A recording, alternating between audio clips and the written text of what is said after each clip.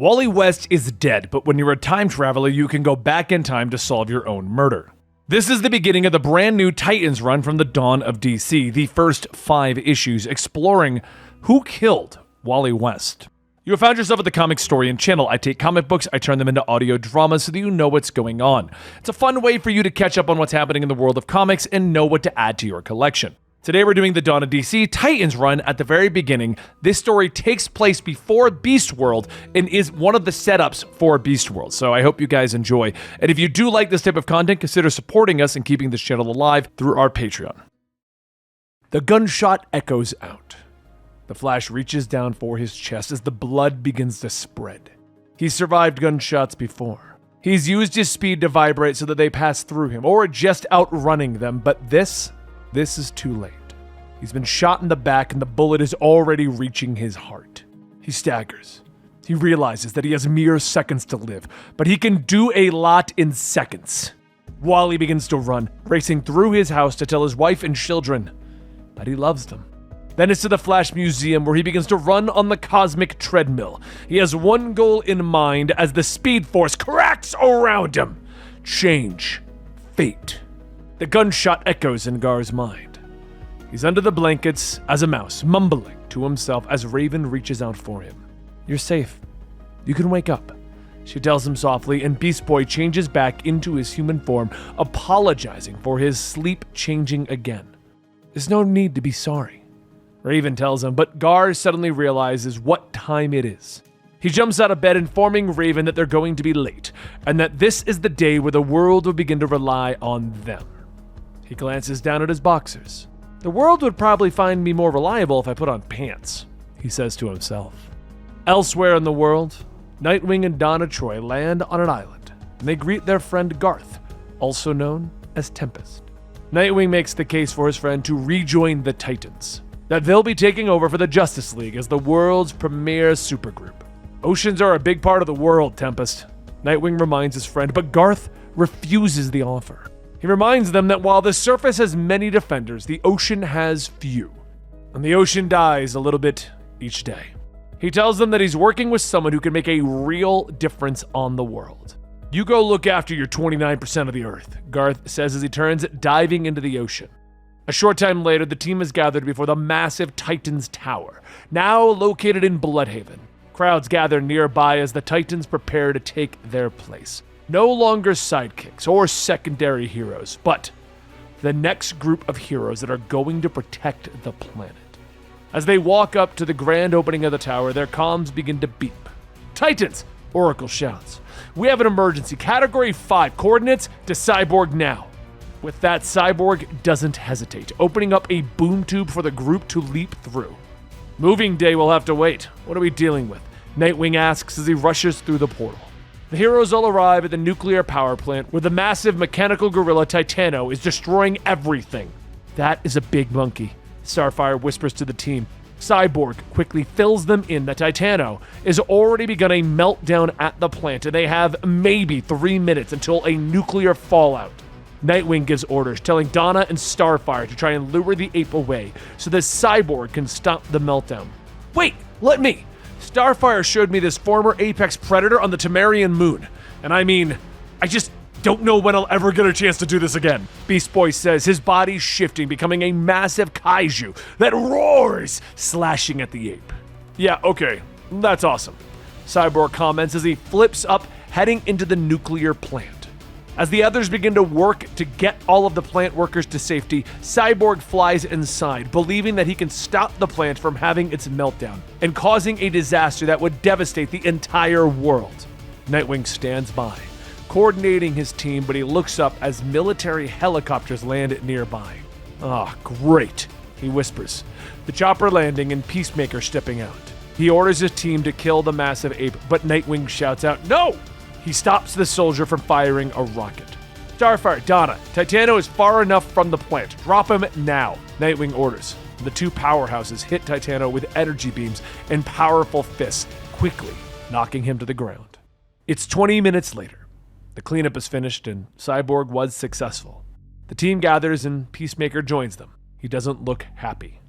"The President, against my counsel, has asked me to share some information with you about these attacks." Peacemaker tells them, informing them that unknown forces have begun trying to cause enormous ecological damage to the world, and they weaponized Titano. Now I think we should shut you down, but the president would like you to work for the United States government instead. Peacemaker growls, but the heroes refuse. They tell Peacemaker that they will not be working for the interests of one nation. In my experience, superpowers and nationalism are a very bad mix, but there is no reason for any hostility between us. We're not the Justice League, I'm not Batman. There's no reason for the usual secrecy and simmering tension. Nightwing says as Cyborg opens up a boom tube behind them. He steps through, promising to share whatever information they find with Peacemaker. After they leave, Peacemaker reaches for his secure phone. Yeah, they reacted exactly as you predicted. They're gonna be a problem for us, Waller. With that, they return to the tower where the Titans walk inside, but Nightwing stops them as he sees bloody footprints on the floor. He recognizes the treads and he leads his team downstairs quickly.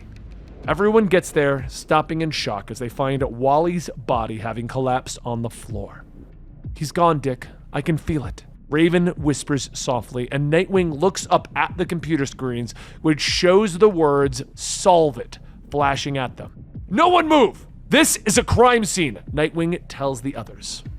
The Titans stare down in shock at the body of Wally West, their longtime friend lying in a pool of his own blood, shot in the back. Somebody has to call Linda, Starfire finally whispers, and Nightwing nods his head, turning to walk out of the room, promising to take care of it. But moments later, he returns. That was a short call, Starfire says, and Nightwing nods as he looks at his friends. Yeah, Linda didn't answer. He did, Nightwing says, motioning over his shoulder, and in a blur of red and yellow lightning, Wally enters the room. Sorry I'm late, guys, he tells them before looking down at his old body. But Gar doesn't hesitate, rushing to Wally, giving him a big hug. I'm so glad you're not dead in a pool of blood, Gar says. The team moves the body to their lab and begins to run tests on it, concluding that it isn't an extra-dimensional Wally or a magical illusion. Nightwing runs a DNA test to make sure that it isn't a shapeshifter or an alien either. It could still be a clone, but my theory is that it's you from the future, Nightwing concludes, theorizing that Wally from the future was shot and dying and came back in time so that his friends could solve the murder before it happens. As they continue to work through the problem, a call from Oracle comes through. Titans, we have an emergency. A massive blast has just taken out a city-sized patch of Borneo, Oracle tells them as her image comes on the computer screen. The team begins to scramble into action. I can be there in, Wally begins to state, but Nightwing puts his hand on his friend's arm, ordering him to stay.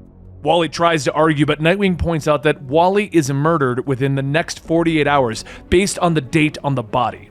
I'm staying here with you to investigate the body further and see if we can retrace the victim's steps. Donna will lead the mission, Nightwing says as he looks at Donna Troy.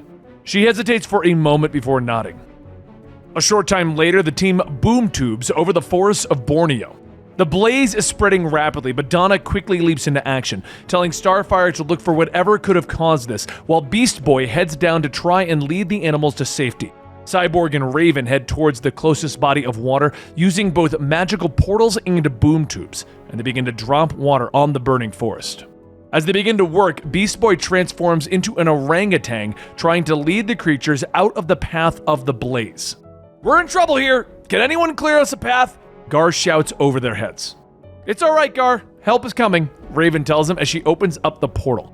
And over the forest, the portals open and they begin to dump water onto the blaze, putting out the worst of the fires.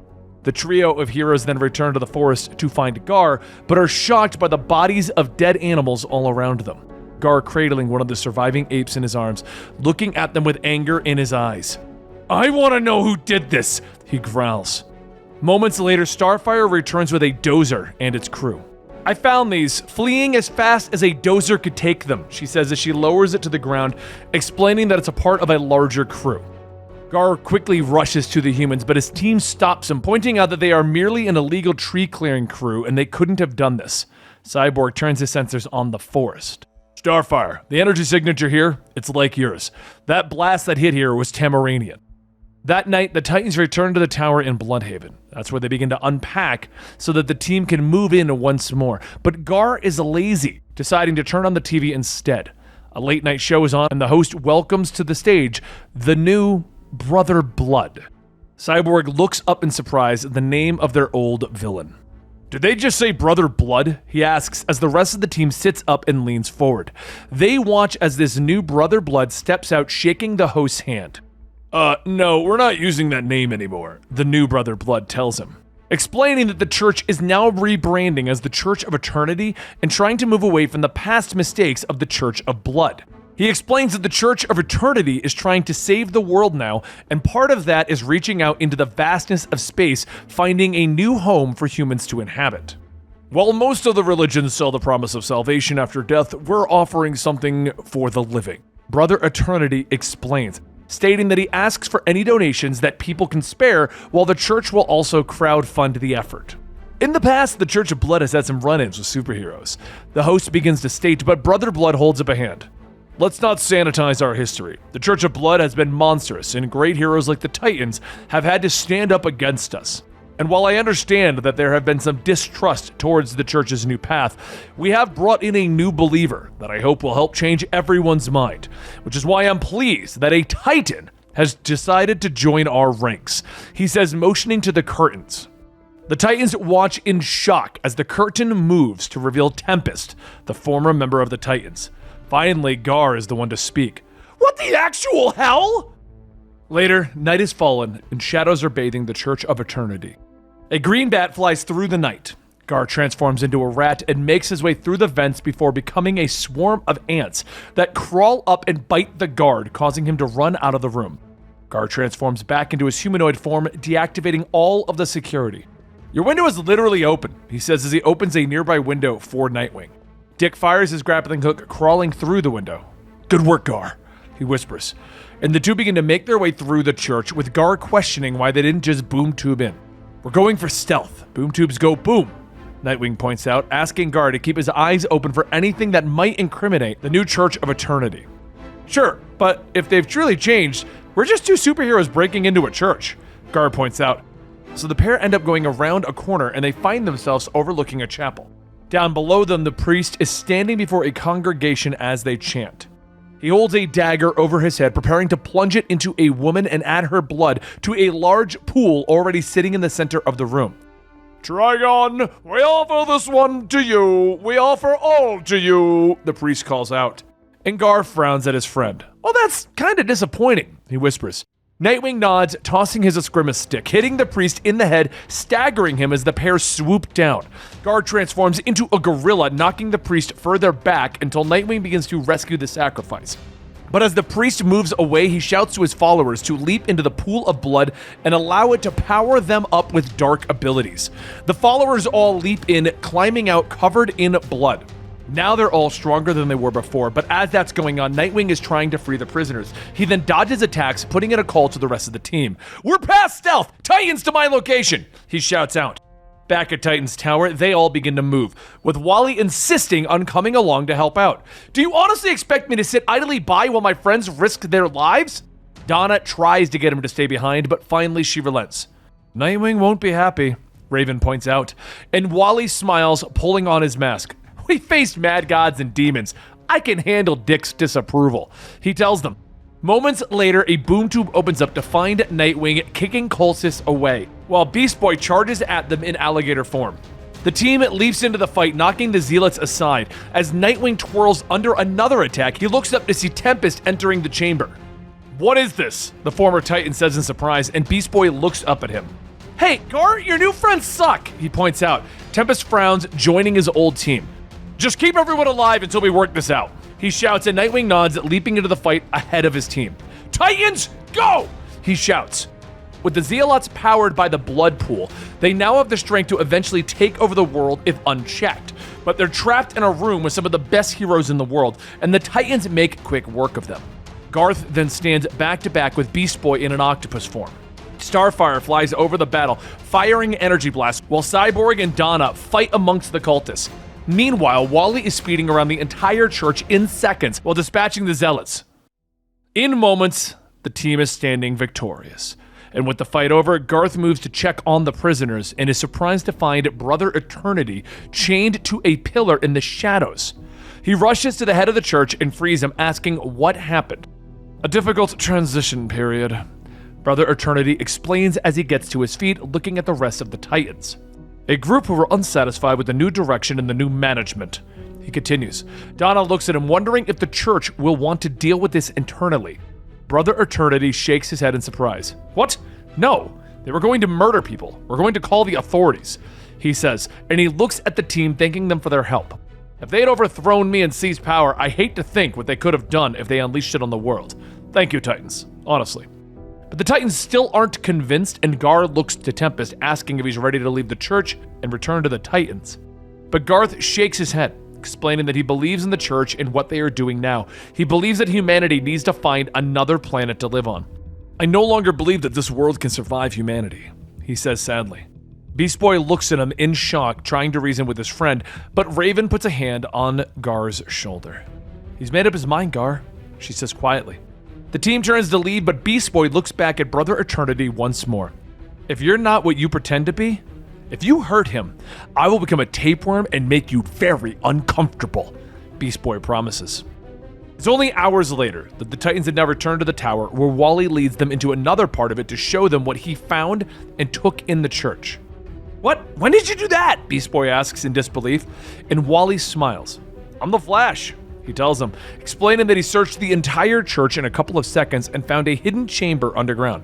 I found this and ran it back here, he says, motioning to the massive meteor.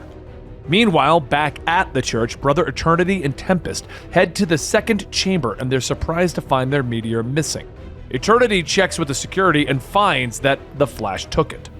He then turns back to Tempest. You played your part well in today's ruse, but I require something more of you, Brother Eternity tells him. He walks forward, taking Garth's face in his hands. Open wide. You're going to go visit your friends, Eternity says, opening his mouth, revealing strange tendrils that have begun to reach out for Garth's mouth. Later, Beast Boy and Raven are out at the city, discussing how Garth thinks that they can do more to save the world, with the rest of the Titans standing over the strange meteor. Cyborg scans the rock and reveals that it is biological in origin. So Wally points out that they have a mysterious Tamaranian blast wrecking destruction around the world, and now a biological meteor. Everyone looks to Dick and asks if he has any theories. Maybe, he says softly, but they're interrupted as Raven comes into the room. Excuse me, everyone. Gar would like to have a word, she says, and the team joins Beast Boy in the living room, where he explains to them that he wants to do more to help the world, and he was thinking about what Garth said to them about the Earth not being able to survive humanity and wants to do more to help. I want to lead a reforestation effort in Borneo. I want the Titans to replan what was lost and more, Gar says. He's shocked that his friends agree to help so quickly, and Dick puts him in charge of the effort.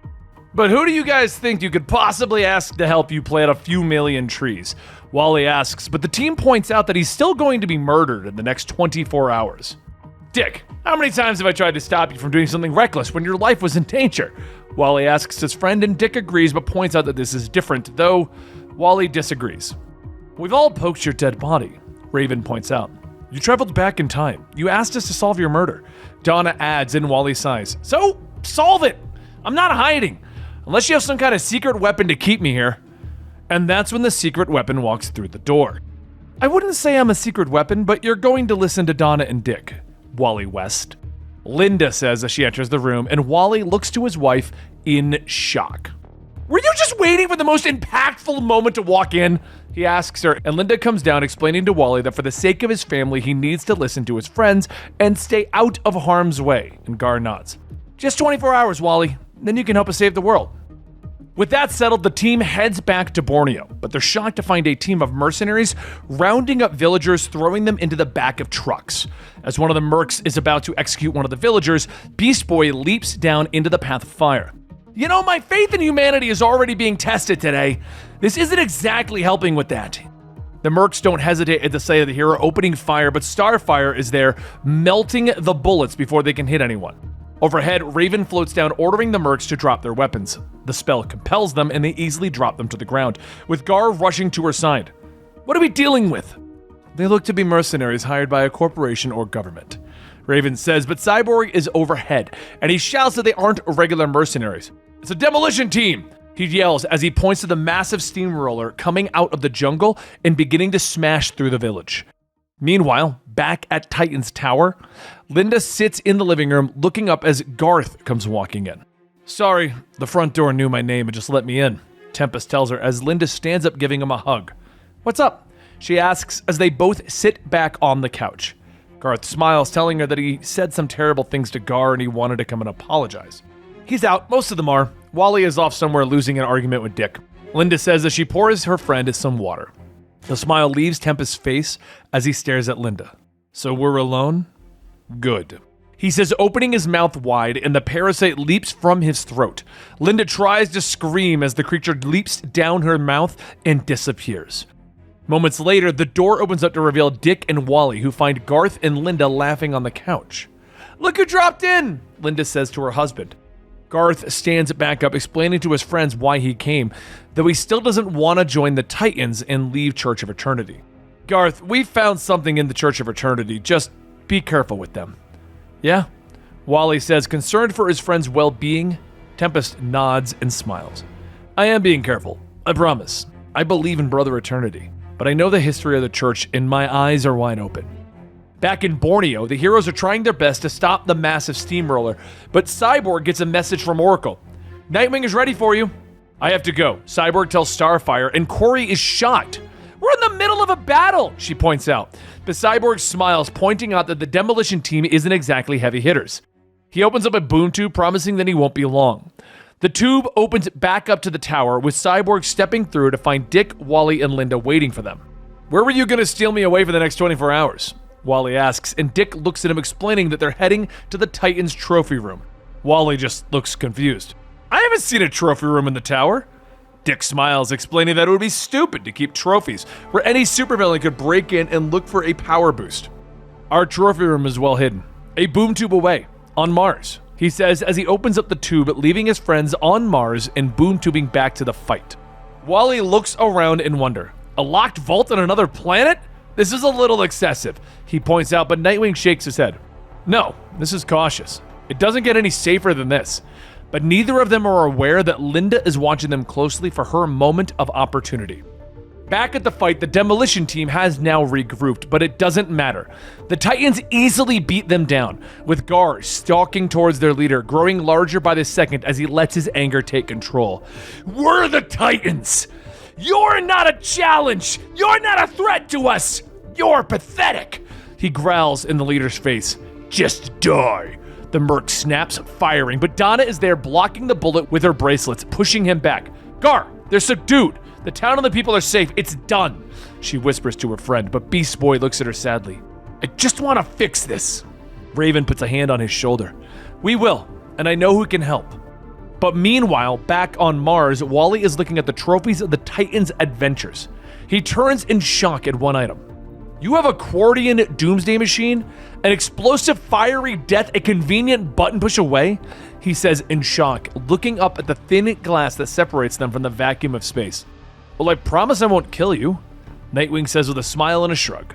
But they both turn and see Linda pushing the button on the doomsday device, looking at them with an evil smile. Back on Earth, the Titans have boom-tubed to New York, to the home of Levi Kamai. "Raven and everyone else," Levi says as he turns in surprise at the arrival of the Titans. "It's nice to finally meet you. Sorry this apartment isn't Titan-sized," he says as he stands greeting them. Gar comes forward, telling him about the fire in Borneo. "I know. I felt it. I feel them all. The world over. The flames, the fear, the pain. The green is dry and it's getting hotter," Levi says as he takes off his glasses, green vines beginning to snake around him as he becomes Swamp Thing. The team tells him that they were hoping that he could help them with the Reforestation of Borneo. Meanwhile, on Mars, Linda presses the button again, but nothing happens. Dick glares at her as he draws out his Escrima-sticks. "We neutralized every weapon in here, of course. It would be pretty irresponsible not to," he tells her. Linda whirls on Wally, opening her mouth, the parasite leaping forward, but Wally easily dodges it, allowing Dick to zap it with his Escrima-stick, and they all stare in shock as the creature falls to the ground dead. Wally turns back to Linda, who now has tears in her eyes. "I tried to kill you. I tried to kill all of us. I could see it. I could feel it," she gasps. But he pulls her into a hug and promises that it's over now. And then he looks back to Dick. "You were right.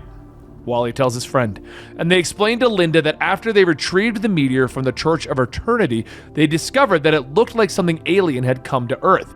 And given the way it looked like Wally had been shot close in the back, it had to be someone that he knew.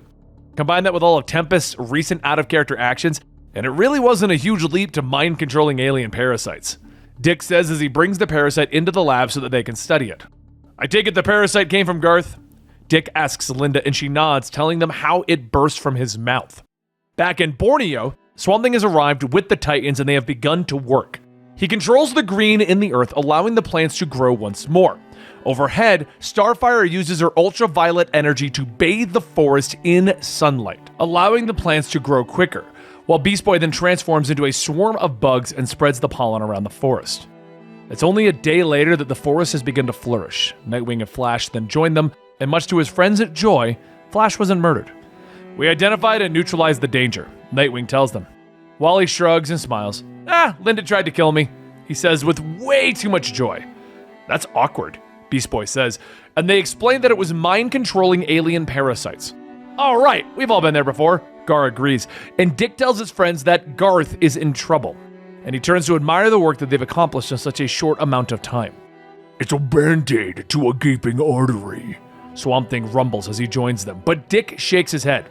You could see it that way, but I see it as a start, he says, and Gar steps forward telling Swamp Thing that they want to do more for the planet other than fight supervillains, but they would like him to join the Titans. Swamp Thing seems reluctant at first, but Gar convinces him, explaining that everyone needs family and friends, or just a couch to crash on if they need it. Finally, Swamp Thing smiles and agrees. I'd really like that. Back at the Church of Eternity, Brother Eternity is dismayed to learn that the Flash is currently in Borneo and not murdered. He was supposed to be dead. Something is wrong, Eternity says as he turns back to Tempest, reaching into his pocket, pulling out a handkerchief and beginning to wipe at his face, wiping off the makeup to reveal the orange skin beneath. I hoped we'd have more time. I'd hoped to make the planet more hospitable for its new ruler. But the Titans are watching. We have to launch now. It's time for the human race to end, Brother Eternity says, revealing his true identity as a Tamarian. I hope you guys enjoyed issues 1 through 5 of Titans. The story is just beginning as it now goes into Titans Beast World and the Titans tie-in for Beast World, and we're going to be covering both of those right here at Comicstorian, so like and subscribe, and I'll see you next time.